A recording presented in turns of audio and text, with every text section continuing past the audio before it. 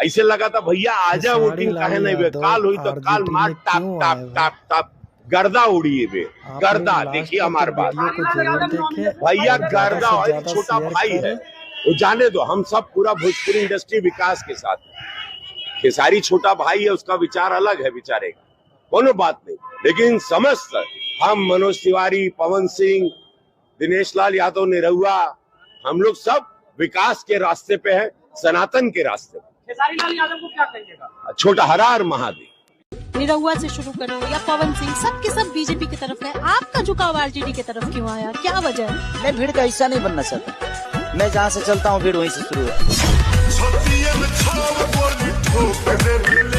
अच्छा, खेसारी यादव भी आ गए और वो आरजेडी में चले गए, सारे कलाकार एक तरफ जा रहे थे, खेसारी यादव उधर चले गए।